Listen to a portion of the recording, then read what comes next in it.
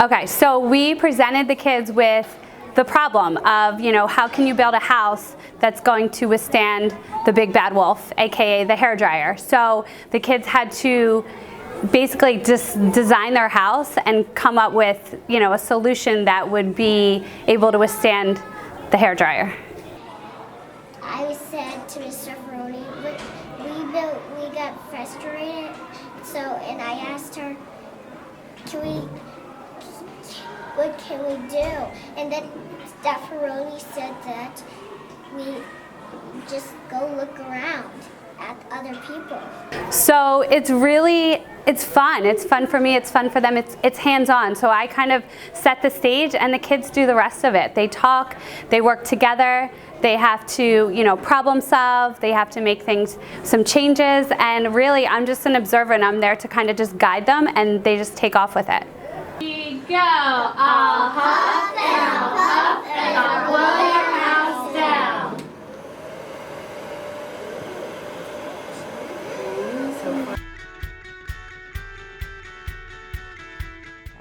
The podcasting club is great with helping kids to use their voice, both metaphorically and in reality. So they can kind of get their personality down onto paper, and that has helped them with their writing. I'm seeing more confidence in their writing when it's not in their podcast scripts. And then when they do produce the podcast, their actual voice, their expression, and their personality shines through because they want to make it sound interesting and they want their peers to enjoy it.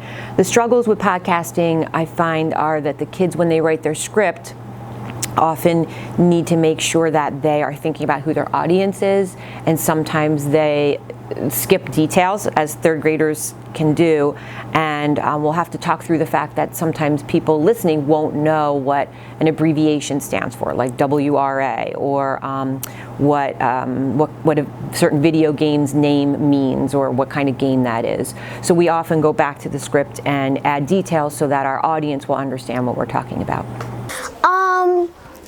I'm learning we're learning how to present it. We're learning how to maybe speak clearly in the microphone, and how to write it down, how to write down the stories that we want to present.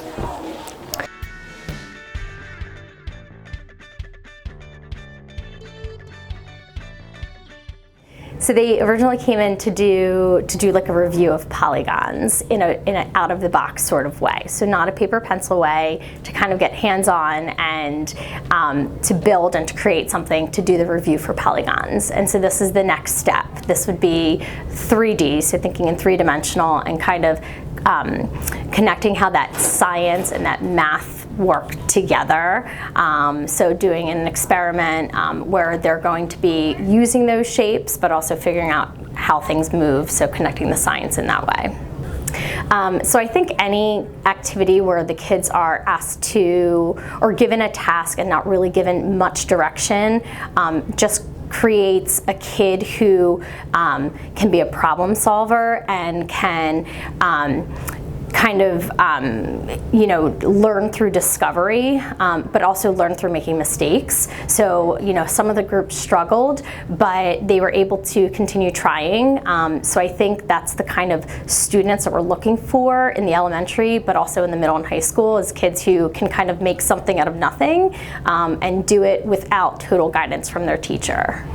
We actually work together mostly, and some people have to go check. Tyler and John had to go check how much peaches, and me and Carter was the builders, and all of us build. Tyler built the roof. 3 of us built the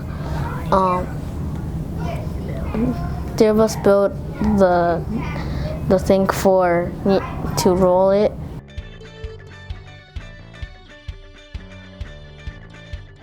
Anytime we Skype and do anything with technology, the classroom comes alive. All the kids, as soon as you say we're using the computers or we're Skyping, they're like, yes, and what are we doing and when are we doing it? And leading up to the experience, it's what day is it? And I'd have emails from parents, or if I came in contact with them, outside, they'd say, oh, they're so excited about this, or we did the Ukrainian Skype right before break and I was, I'm gonna miss it, I'm on vacation. And then when they found out we were gonna Skype with them again, it was just an uproar of excitement. And when we do field trips, same thing. They're like, oh, where do we get to look at? And some kids have traveled a lot and others haven't, so it's a good experience for them to interact and see different things all over. And it just really, all the kids are actively engaged. I really don't have to do much classroom management because they all want to take part. It's not like there's one person in the group who doesn't want to do it. Like I said, the biggest problem was, well, I want to be the spotlight and I want to share this, and not, hey, Johnny over there isn't doing anything. We need to incorporate everybody. They all just naturally want to be involved and they all really take something from the experience.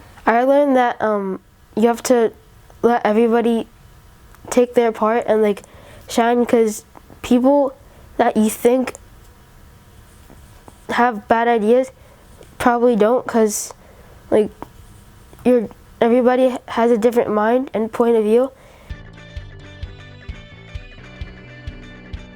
So the Shark Tank project is based on the TV show, and students have to identify some kind of problem that exists either in their daily life, in their community, locally or globally, and then work out a solution for that problem. So there's a language arts and math component to this project. The students will have to write a written proposal, which is tied to the standards, and they also have to do a cost analysis to analyze the cost of their solution, which ties into math. I think this activity is successful because the students have a lot of ownership in the project and creative freedom in their solutions. So a big challenge that we faced was the time crunch, and our presentation especially, because we were running late on that and we had a very limited amount of time to do it. So what we did was we just had to put in all the important details and not like all the little parts.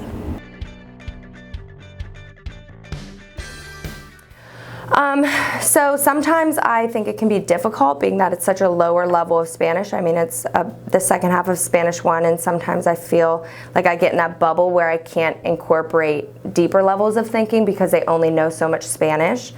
But for this type of activity, they really had to think outside the box when it came to integrating technology.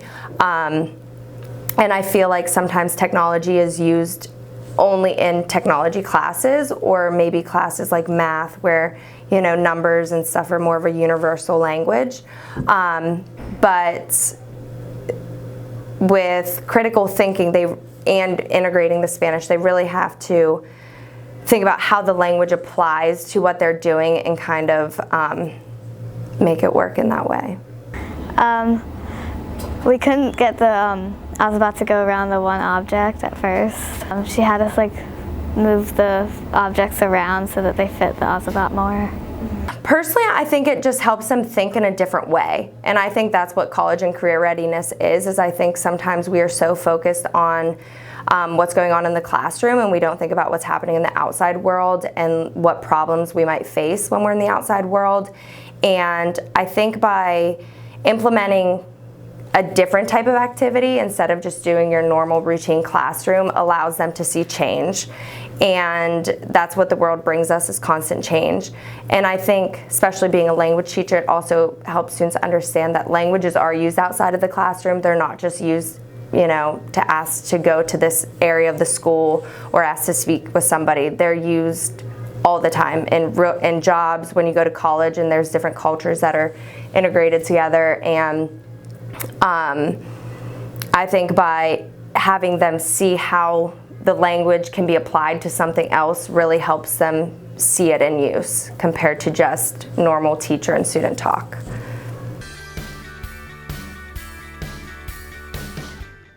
Our learning process is really fun in my realm of thinking, just because I get to see the kids continually reflect on everything that they've done in the idea of making everything not necessarily perfect, but better constantly.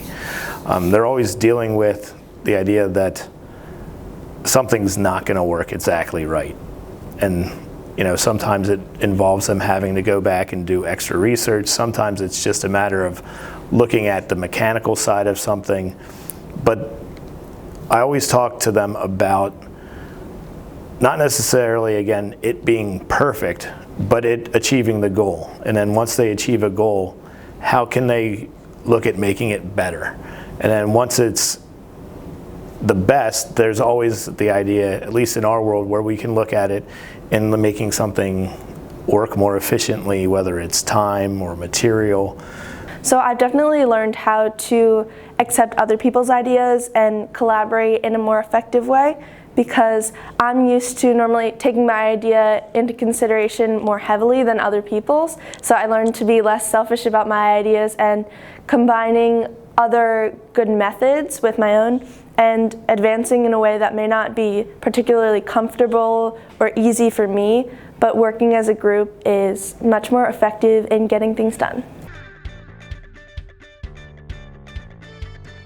So I used the breakout activity to teach kids the allegorical elements of Animal Farm, so things like the windmill in Animal Farm corresponds with 5-year plans that Stalin implemented in Soviet Russia, or characters like Snowball correspond with Trotsky in Soviet Russia. And so the idea was to get kids excited in a fun environment where they are solving puzzles and responding to riddles and things of that nature about the book, and also to set them up with that knowledge that they need to better understand the allegory. Figuring out what the question was asking, maybe like we would ask like one part of the question, and then we would think of, it was like overthinking. That was the problem. We were overthinking everything, and then when we overthought, we would find, a totally random like answer for a different thing that we needed, that we didn't need the question for the one that we were solving for. I just thought it was a great activity, and it was definitely better than just sitting through a presentation, because we could have just written down notes and got information, but actually interacting and making it kind of like a fun way to learn content, it definitely made learning the content a lot better.